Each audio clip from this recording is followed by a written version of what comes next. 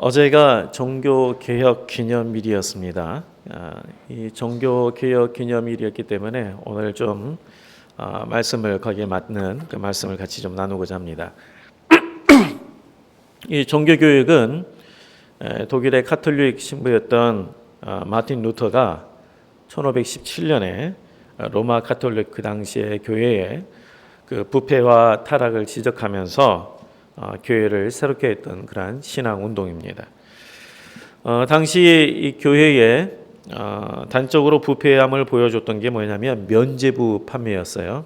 면죄부 판매인데 당시 그들의 이제 교리에 보면은 우리가 삶 속에서 지은 죄에 대해서 내가 이런 죄를 지었습니다라고 하는 이 고해성사 외에도 이들에게 필요한 것이 뭐였냐면 선행을 한다든가 기도를 한다든가 자선을 한다든가 이런 걸 통해서 죄값을 치르게 했습니다.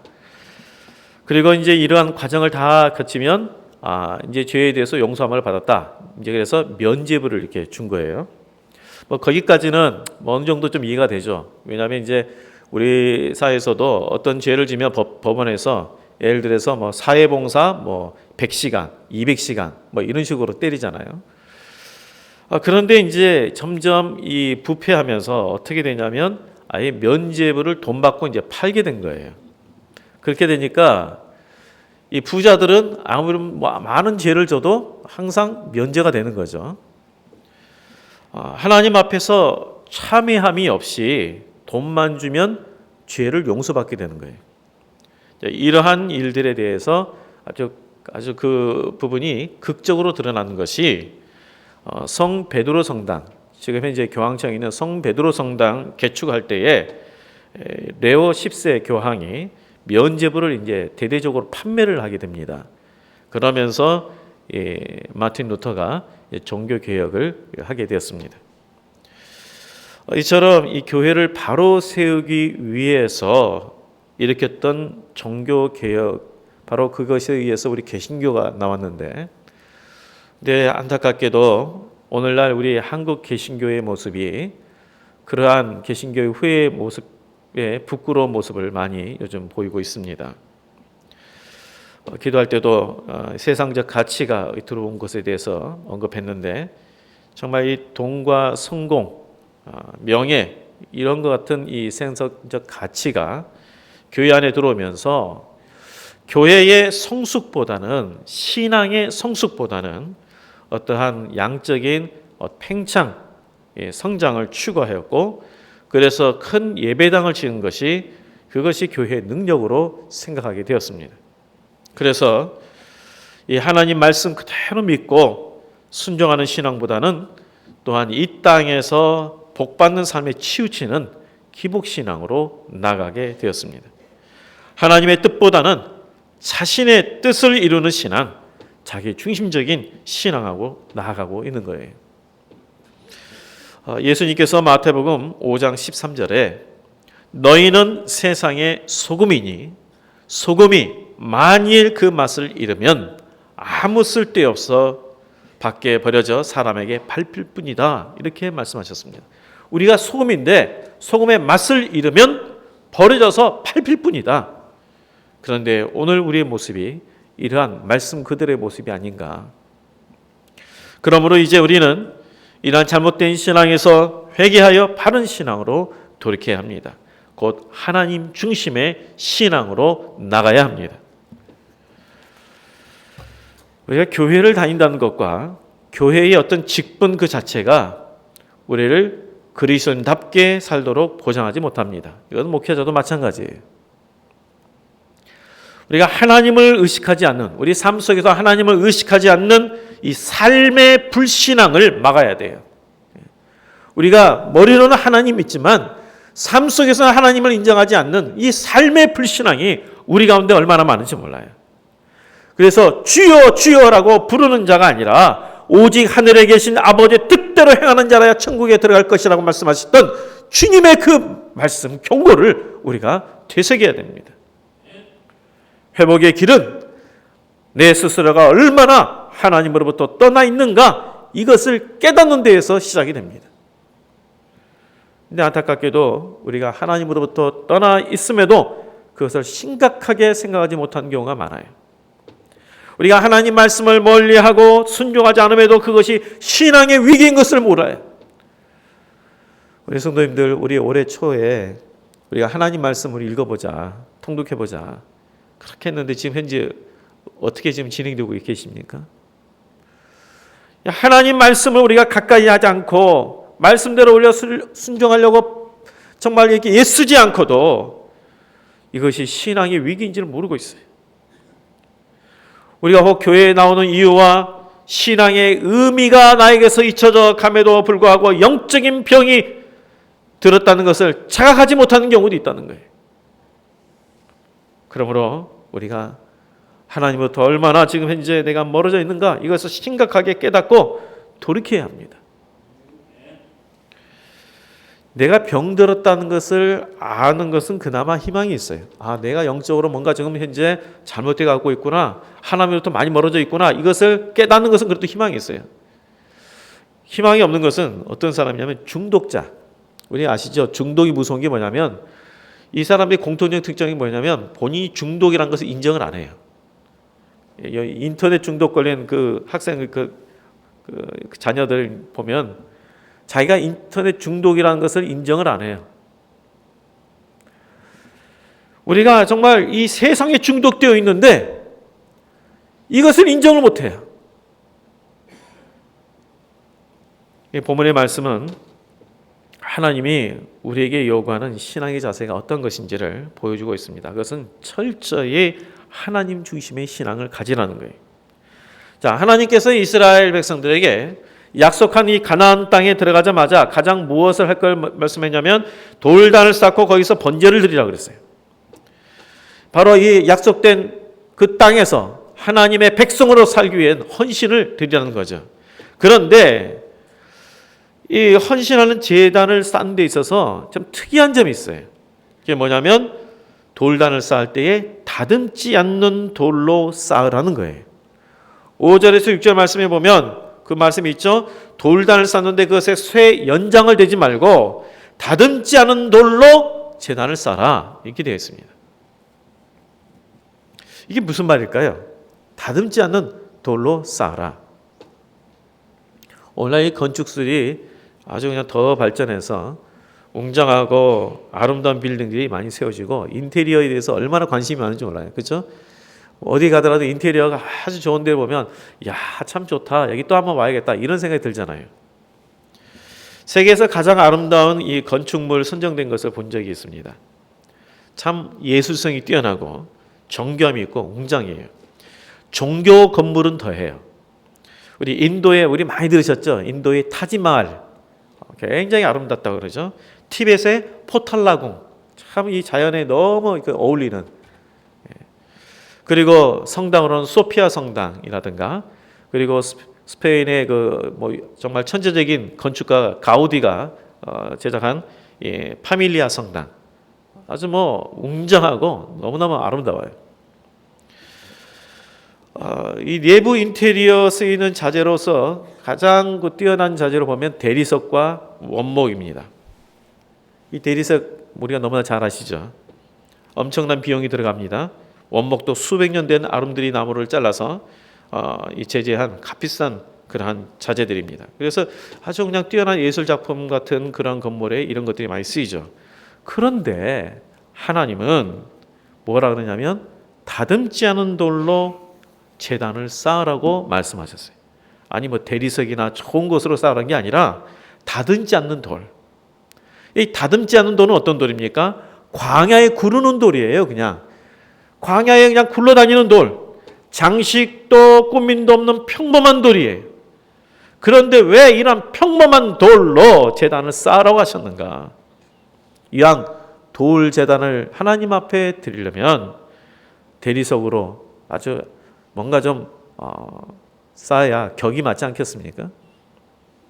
근데 여기 하나님의 뜻이 있죠. 하나님의 집은 말씀, 진리의 말씀 위에 서 있는 집입니다. 진리의 집이에요. 진리는 일부러 다듬고 꾸미지 않습니다. 빈수레가 요란하고 가짜일수록 치장이 화려해요. 말도 진실한 말은 꾸밈이 없습니다. 17세기, 18세기에 유럽에서 성행했던 그 예술, 이 바로크 예술 혹시 많이 들어보셨죠? 바로크 예술. 이것이 이제 이 바로크라는 단어가 못난이 진주라는 그러한 단어에서 유래된 말입니다. 못난이 진주라는 뜻이에요. 포르투갈어로. 그래서 이 의미가 뭐냐면 일부러 다듬고 꾸미지 않는 생동감 있는 그러한 예술을 추구한다는 거예요. 바로크 예술이라는 게. 이 장자도 그 이야기를 하더라고요. 무의, 우리가 인위적으로 다듬지 않은 그 무의의 아름다움. 그래서 다듬지 말라는 거예요. 인위적으로 꾸미지 말라는 거예요.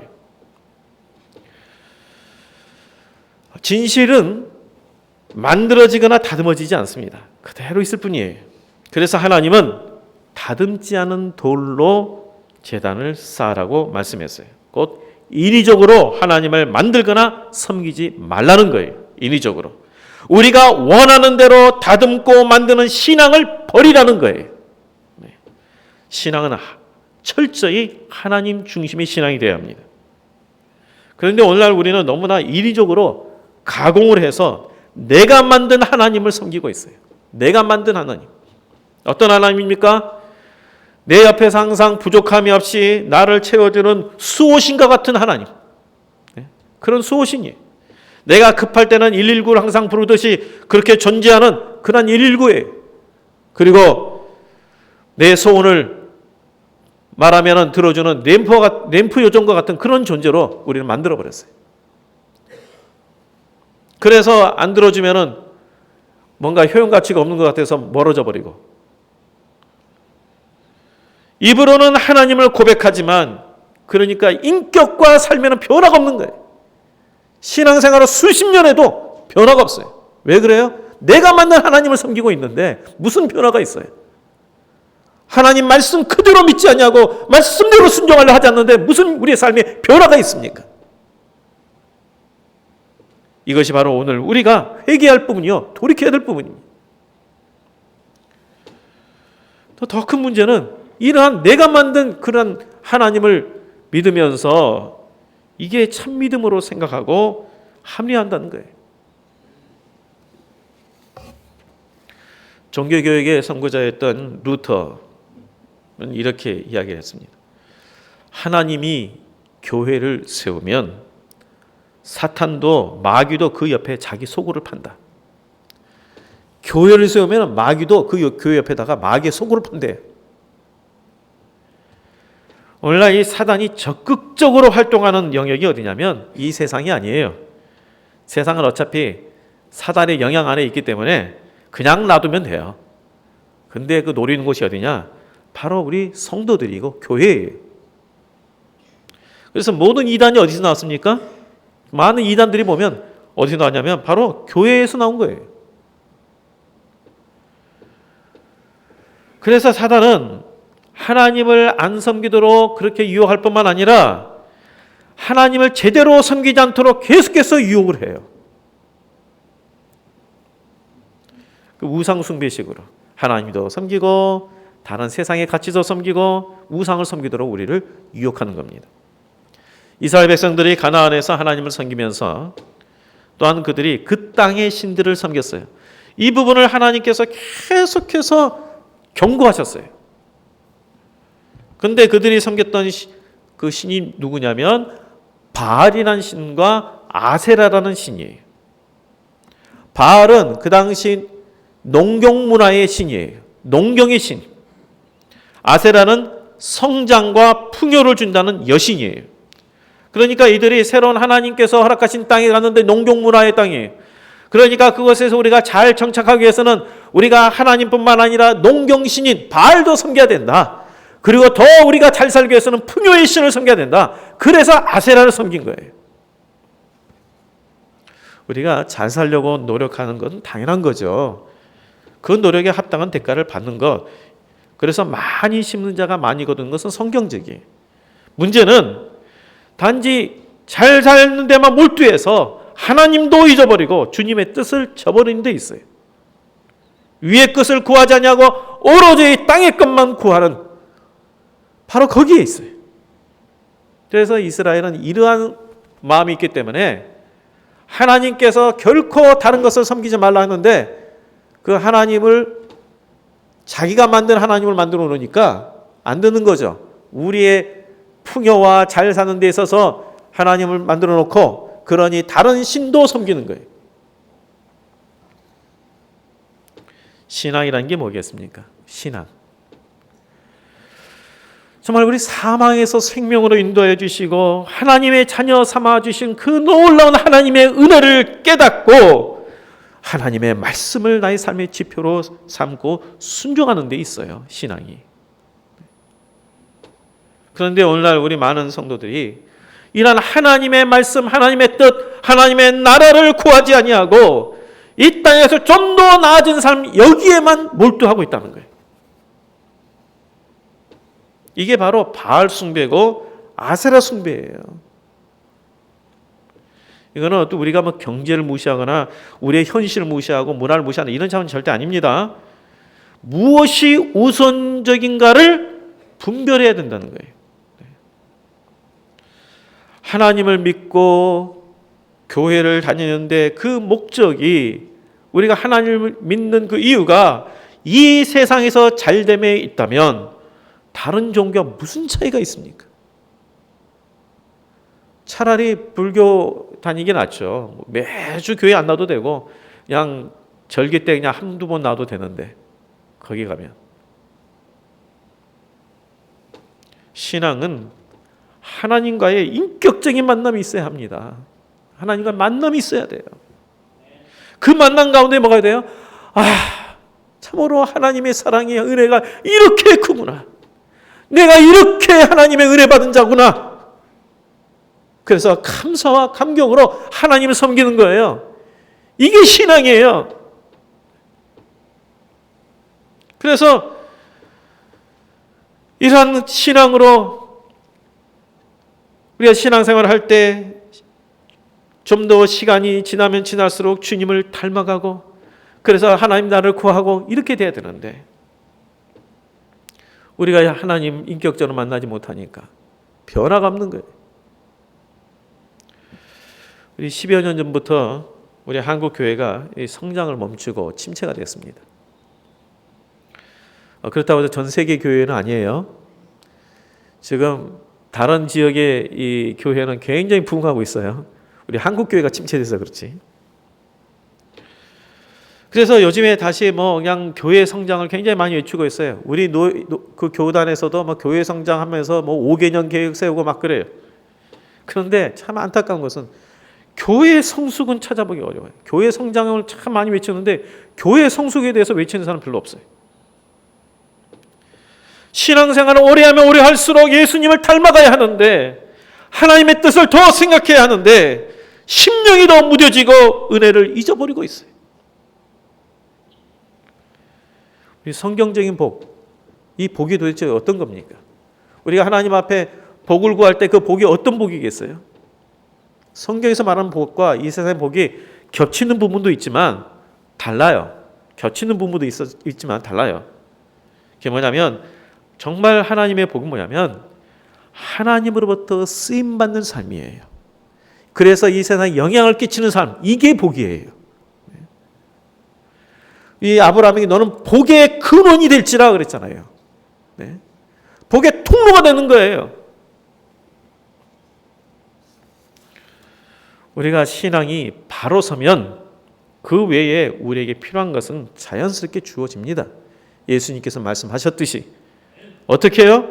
바른 신앙은 하나님의 인도함을 받기 때문에 그래요. 그래서 신앙의 성숙을 이루도록 우리가 간절히 기도해야 돼요.